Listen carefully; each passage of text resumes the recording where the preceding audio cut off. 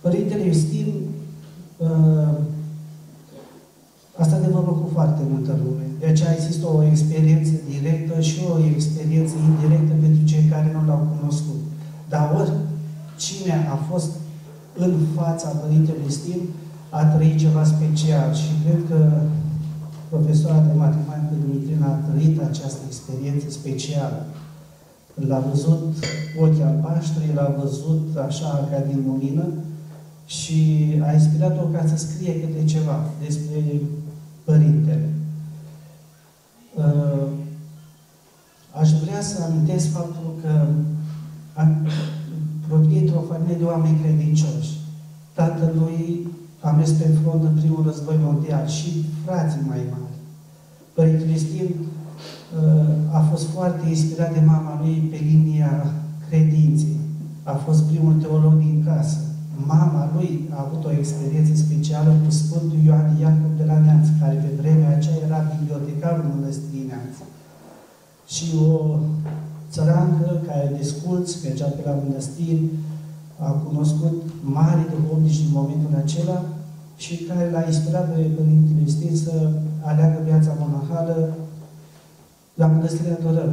Un copil, la de aproape 15-16 ani, consideră să meargă la mănăstire. Și a rămas în mănăstire până la începerea celui de-al doilea război mondial, când este hirotonit și merge pe front. Părintele Iustin, cu misiunea specială de a spovedi și a împărtăși soldații pe front.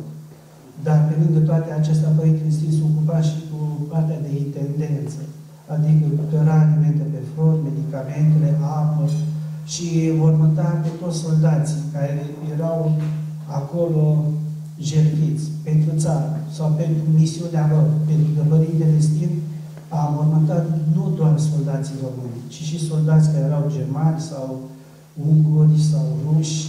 A fost atât de dedicat conteului pentru că și-a înscris în caietelele lui pe toți care i-a înmormântat. A avut multe momente de încercare în timpul războiului. Unul dintre momente a fost lupta de pe Valea Culeșa.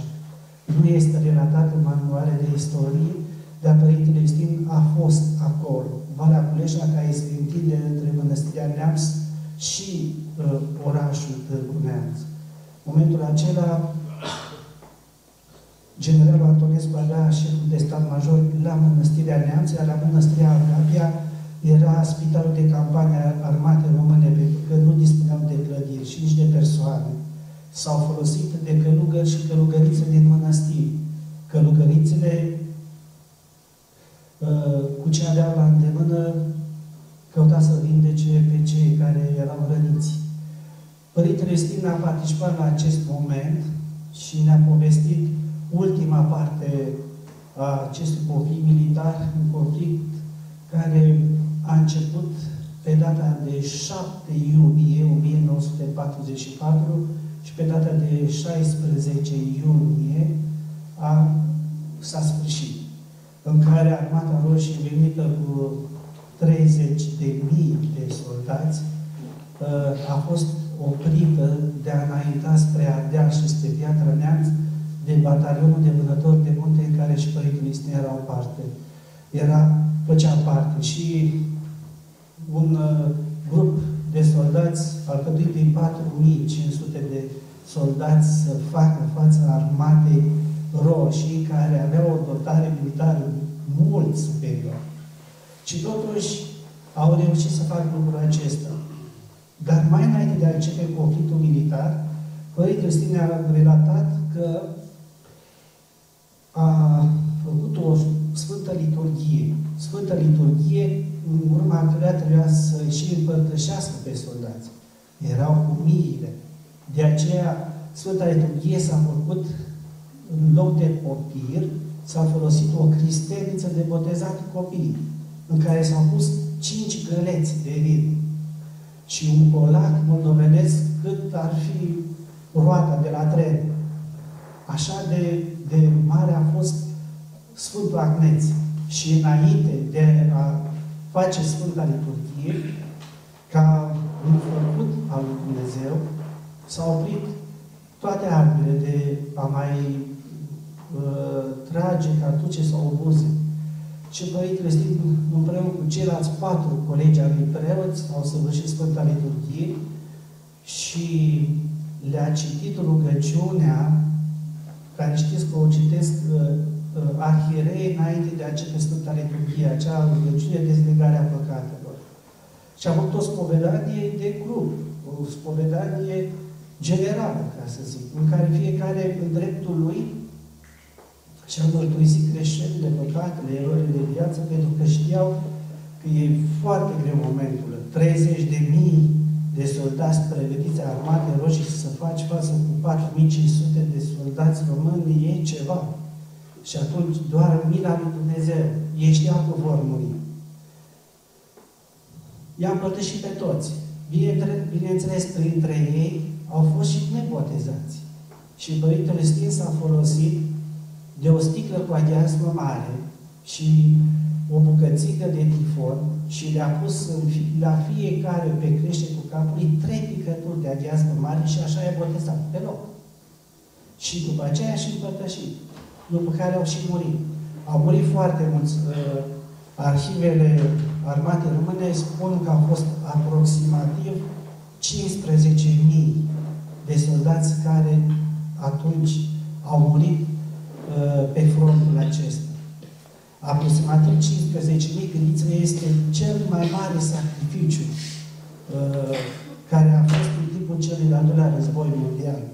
Dacă pentru debarcarea din Normandia au murit 12.500 de soldați, iar la Oarba de Mureș au murit 10.500 de soldați, pe Valea Culeșa au murit aproape 15.000 de soldați. Și sângele lor se dusese în pânza freatică, încât fântânile scoteau apa roșii de sânge. Încât vreo 10 de ani, 30 de ani, aproape nu s-au putut folosi apa din fântâni. Oamenii din zonă trebuia să meargă dincolo de mănăstirea Agapei, Abărate, să-și aducă apă pentru animalele lor, pentru casa lor. Și sfârșitul a fost pe 16 iunie, în care toți camarazii din Părintele Stin au fost certiți la datorii. Doar el a mai trăit.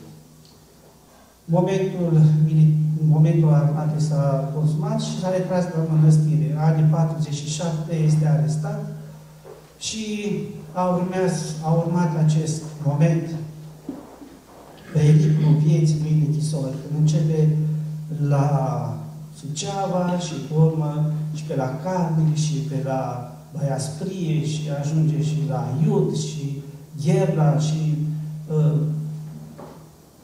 la Canal și Periprava, în mai multe locuri. 17 ani de închisoare care au fost experiențe, în primul rând, experiențe teologice. Pe lângă faptul că a trebuit să și rapte chinuri și suferințe, și-a legat viața de cer, de picătura aceasta de cer, pe care a simțit-o în sufletul lui. De aceea și Părintele Gavril, de la Mănăstirea Sfântul Andrei din Muntele Atos, care a fost împreună cu Părintele Iustin la închisoarea din Periprava, o închisoare improvizată, alcătuită doar din grilaje de fier. N-au avut timp administrația de zonă sau torționați să pregătească o închisoare cu pereți drage. De aceea povestea Părintele Iustin că de o parte și de alta a holului unde se găseau închiși, erau 6 celule de o parte, 6 de o parte și cei din prima celulă se puteau vedea cu cei din a 6-a celulă. La ușa fiecărei celule era un tabel în care era afișat ziua când fiecare trebuia să fie bătut. Deci nu avea importanță dacă erai vinovat sau nu. Venea rândul să fii bătut. Și Părintele Iustin, care câștigase până atunci un nume mare în rândul celor care stăteau în închisori, i-a învățat ca să poată rezista în fața acestor lovituri, 3 lucruri. În primul rând, să nu țină minte că au fost bătuți. Al doilea, să ierte. Și al treilea, să se roage către Dumnezeu. Deci erau 3 povețe duhovnicești ca ei să nu-și piardă mințile. Și îți povestea Părintele Gavril, de la Mănăstirea Sfântul Andrei din Muntele Athos, că îi venea și rândul Părintelui Sfânt să fie bătut. Și când era adus în temniță, plin de sânge și răni, mulți dintre colegii lui mergeau să-l îngrijească într-un fel, să șteargă de sânge, să-i lege rănile. Și Părintele Sfânt îi ruga repetate rânduri să nu mai amintească unde ar putea să doară și unde sângerează, pentru că nu putea să uite repede ceea ce i s-a întâmplat. Și nu l-au înțeles colegii lui. De aceea, când Părintele era adus în celulă, se așeza în genunchi, cu fața la răsărit și intra în lucrarea rugăciunii personale. Din momentul acela, un nor albastru cobora peste Părintele Iustin. Și absolut toți cei din închisoare muțeau. Nu mai putea vorbi nimeni. Inclusiv torționari, inclusiv milițienii care păzeau acolo. Era așa de renumită ziua când Părintele Iustin urma să fie bătut și chinuit, încât toți ziceau, iată, iar îl bate pe Iustin Pârvu, iar muțim cu toții.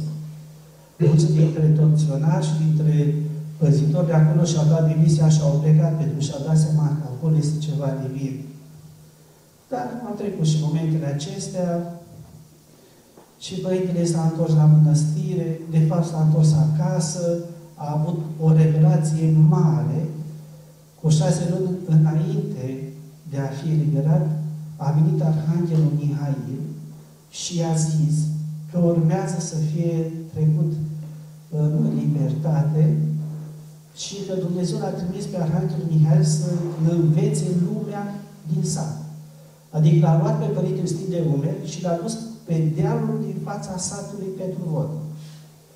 Și Arhanghelul Mihail l-a învățat pe Părintele Iustin fiecare căsuță și fiecare străduță unde locuiau oameni. Deci Părintele Iustin învață de la un înger proprii lui săteni. De ce spun lucrul acesta?